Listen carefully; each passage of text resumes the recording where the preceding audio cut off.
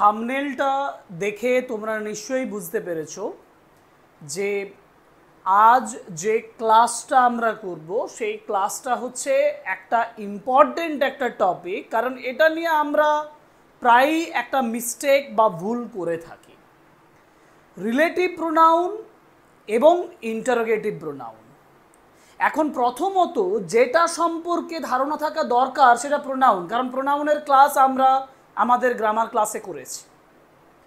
সেই প্রোনাউনের ক্লাস থেকে তোমরা দেখতে পেয়েছো যে প্রোনাউনের বিভিন্ন ক্লাসিফিকেশনের মধ্যে দুটো গুরুত্বপূর্ণ হচ্ছে রিলেটিভ প্রোনাউন আর ইন্টারোগেটিভ প্রোনাউন।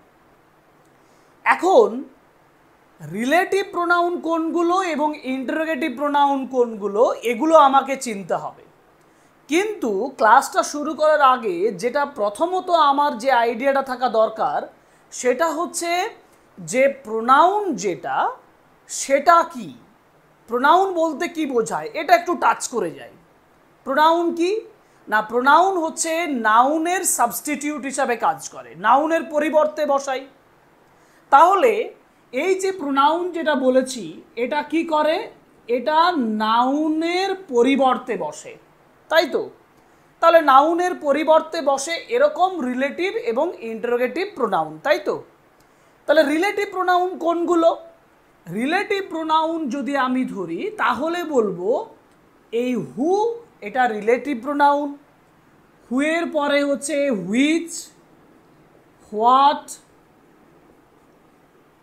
তারপরে আমি বসাতে পারি হুজ, হুএভার। কিন্তু যেটা আমি এই ক্লাসে ইম্পর্টেন্টলি তোমাদেরকে বলতে চলেছি, তোমরা অবাক হবে যে এই যে অ্যাজ, এই অ্যাজও কিন্তু একটা রিলেটিভ প্রোনাউন। অ্যাজ একটি রিলেটিভ প্রোনাউন। আচ্ছা, রিলেটিভ প্রোনাউন বোঝা গেল। আমি বোঝাবো কিভাবে রিলেটিভ প্রোনাউন হচ্ছে, কিভাবে আমি ইন্টারোগেটিভ প্রোনাউনের থেকে রিলেটিভ প্রোনাউনকে ডিফারেন্সিয়েট করব সেটা বোঝাবো।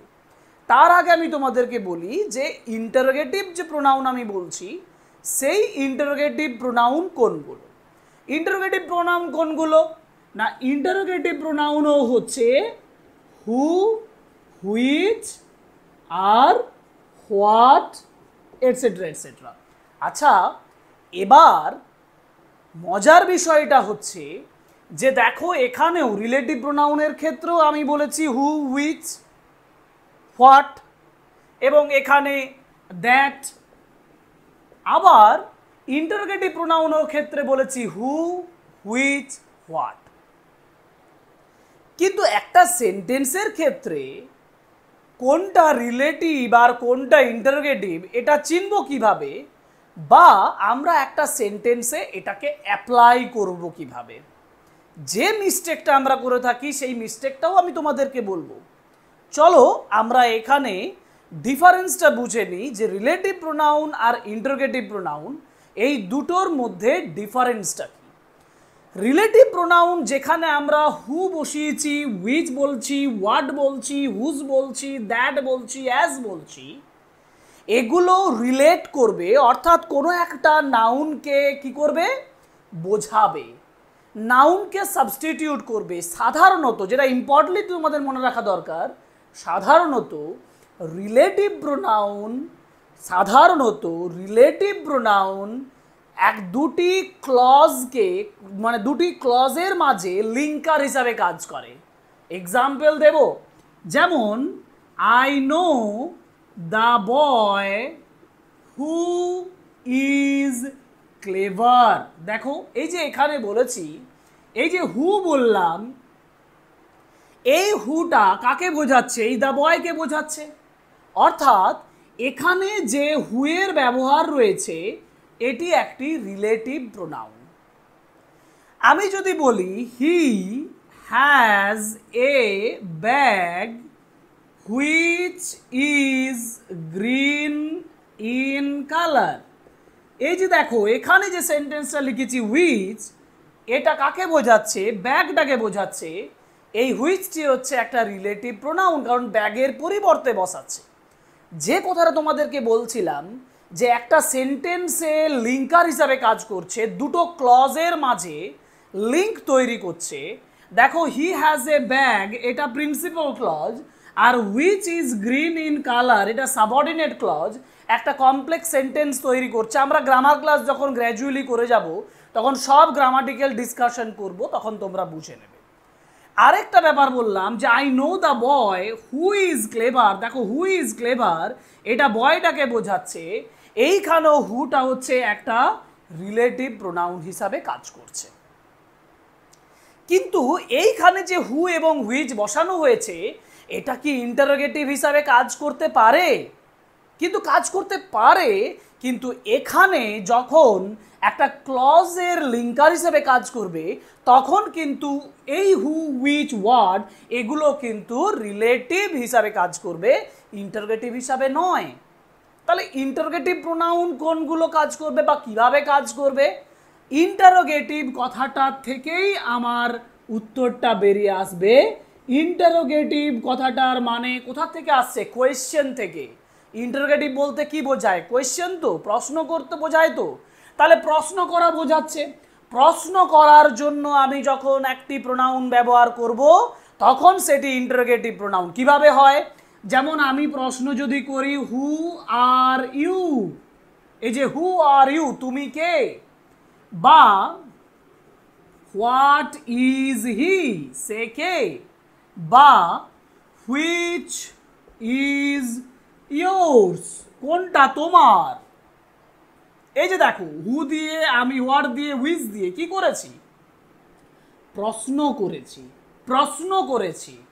এই যে যখন প্রশ্ন করার জন্য আমি একটা প্রোনাউন ব্যবহার করছি এটাও কিন্তু একটা নাউনেরই সাবস্টিটিউট। হু হোয়াট হুইচ এটা নাউনকেই বোঝাচ্ছে, অর্থাৎ তখন এই হু হুইচ হোয়াট কি হিসাবে কাজ করলো? ইন্টারোগেটিভ হিসাবে কাজ করলো। আমরা সাধারণত ইন্টারোগেটিভ সেন্টেন্স করার জন্য এই প্রোনাউনগুলো ব্যবহার করে থাকি, কিন্তু এখানে আরেকটা জিনিস আলোচনার আছে, সেটা হচ্ছে যে আমি হু হুইচ ব্যবহার করেছি, হুইচ ব্যবহার করেছি, হোয়াট ব্যবহার করেছি, এই প্রত্যেকটা জিনিস কি নির্দিষ্ট একটা জিনিসকেই বোঝায়, মানে নির্দিষ্ট একটা নাউনকে বোঝাবে? হু বলতে কোনো একজন ব্যক্তিকে বোঝাবে, পার্সনকে বোঝাবে। হুইচ বা হোয়াট বলতে কোনো বিষয় বা কোনো একটা বস্তুকেও বোঝাতে পারে, কিন্তু হুইচ বলতে কোনো একটা বস্তুকে বোঝাবে, যেটাকে আমরা বলি থিং, THING, থিং মানে বস্তুকে বোঝায়। অর্থাৎ আমার কাছে একদম জলের মতন পরিষ্কার হয়ে গেল যে একটা রিলেটিভ প্রোনাউন সেটা রিলেট করার ক্ষেত্রে লিঙ্কার হিসাবে ব্যবহার হয়, কোনো প্রশ্ন করে না, কিন্তু প্রশ্ন করার জন্য আমরা ইন্টারোগেটিভ প্রোনাউনের ব্যবহার করে থাকি এবং স্ট্রাকচারটা সম্পূর্ণ ডিফারেন্ট। এই ক্লাসটাতে লাস্ট মুহূর্তে যে বিষয়টা আমি শুরু করেছিলাম সেটা দিয়ে শেষ করব, সেটা হচ্ছে অদ্ভুত ব্যাপার, যে প্রশ্নটা তোমাদের মনে হতে পারে সেটা হচ্ছে এই যে অ্যাজ। আমরা সচরাচর কি জানি? আমরা সচরাচর জানি যে অ্যাজ একটা কনজাংশন হিসাবে ব্যবহার করা হয়। এই অ্যাজ একটা কনজাংশন হিসাবে ব্যবহার করা হয়। অ্যাজ কি করে একটা প্রোনাউন হবে? হ্যাঁ, হতে পারে। সেই এক্সাম্পলটা আমি এরপর আলোচনা করব। যেমন আমি এখানে কি বলেছি, অ্যাজটা আমি কি হিসাবে ব্যবহার করব? একটা নাউনের সাবস্টিটিউট হিসাবে ব্যবহার করব, তাই তো?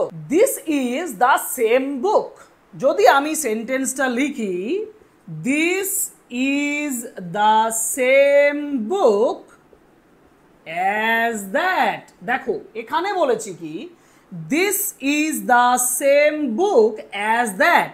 এখানে যে সেম কথাটা ব্যবহার করার পরে আমি যখন অ্যাজ কথাটা ব্যবহার করব তখন এই অ্যাজটা বোঝাবে কাকে? বুকটাকে বোঝাবে, যার জন্য এই অ্যাজটা এখানে কি হিসাবে কাজ করে? একটা রিলেটিভ প্রোনাউন হিসাবে কাজ করে।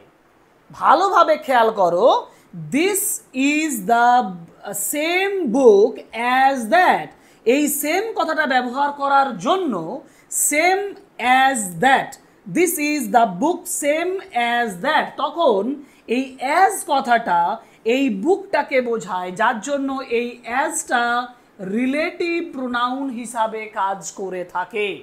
আরও একটা বিষয় যেটা তোমাদেরকে বলার, যে only such boys only such boys মানে একমাত্র এই ধরনের ছেলে অ্যাজ হ্যাভ পাস্ট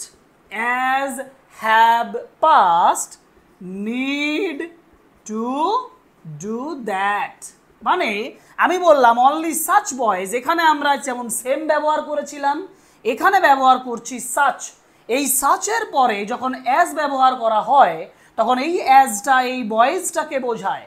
সেন্টেন্সটা ভালোভাবে লক্ষ্য করো যে only such boys as have passed মানে such boys who have passed. তাহলে অ্যাজ অরিজিনালি হু সেন্সে ব্যবহার করা হচ্ছে, অর্থাৎ যে ছেলেগুলো পাস করেছে নিড টু ডু দ্যাট, তাদের এটা করার প্রয়োজন আছে। সুতরাং তোমরা এখানে দুটো সেন্টেন্স বুঝতে পারলে যে সেন্টেন্সে অ্যাজটা রিলেটিভ প্রোনাউন হিসাবে ব্যবহার হয়, এবং এই ক্লাসটা থেকে তোমাদের রিলেটিভ প্রোনাউন এবং ইন্টারোগেটিভ প্রোনাউন সম্পর্কে এবং ডিফারেন্স সম্পর্কে একটা কমপ্লিট ধারণা হলো। এই ক্লাসটা আশা করি তোমাদের যথেষ্ট ভালো লাগবে। যদি ভালো লাগে তাহলে অবশ্যই subscribe our channel and like, comment and share our videos. So see you in our next grammar class. Okay, thank you very much.